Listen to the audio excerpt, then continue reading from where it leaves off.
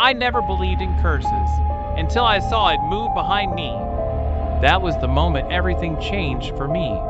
For Patrick Hargreaves, a rising ventriloquist whose ambition knew no bounds.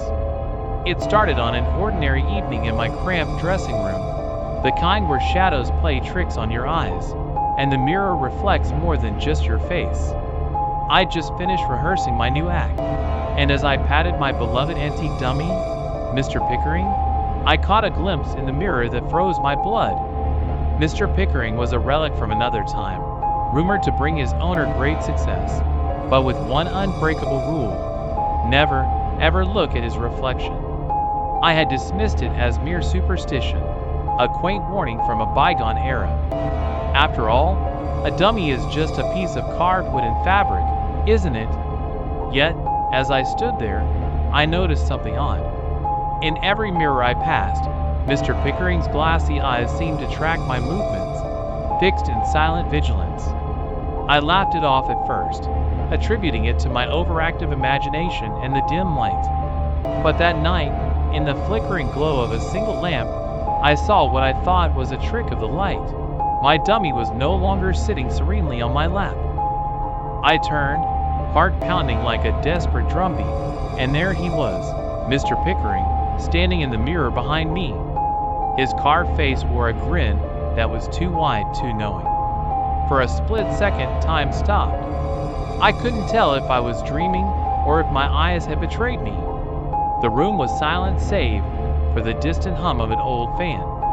But I knew what I had seen. For the next few days, I tried to ignore the disquieting feeling that Mr. Pickering was more than just an object.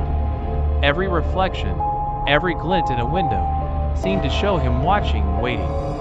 I started to feel as though his presence was slowly seeping into my life, whispering secrets in the dead of night. It wasn't long before my once bright prospects on stage began to wane, replaced by a creeping dread that followed me everywhere.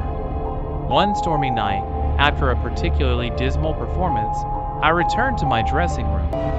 The rain pounded the windows, and lightning illuminated the room in brief, ghostly flashes. I sat alone, staring into the mirror, trying to summon the courage to face the truth. As thunder rolled, the reflection shifted. I blinked hard, and when my eyes reopened, there it was. Mr. Pickering's reflection no longer sat on the chair, but stood directly behind me. His expression was twisted into an inhuman, deranged smile. I whipped around, but the room was empty. The only evidence of his presence was that chilling, impossible grin in the mirror. Panic gripped me as the realization dawned. The dummy wasn't just a prop, and the curse wasn't a myth. It was real, and it was taking hold. Desperate for answers, I scoured old records and dusty tomes about ventriloquism, curses, and the supernatural. Every legend led to the same dreadful conclusion. Mr. Pickering was more than wood and paint. He was a vessel, a conduit for a vengeful spirit whose power grew with every performance, whose gaze could steal the very soul of its master. And now, I was its next victim.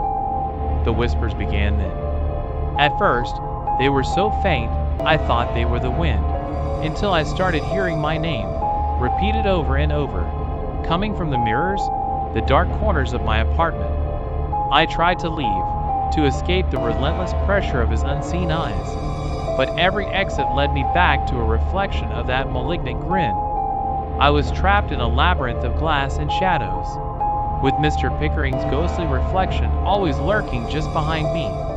Now, I sit in this forsaken room, heart pounding, waiting for the inevitable. The mirrors around me are dark, the light dimming as the shadows grow longer.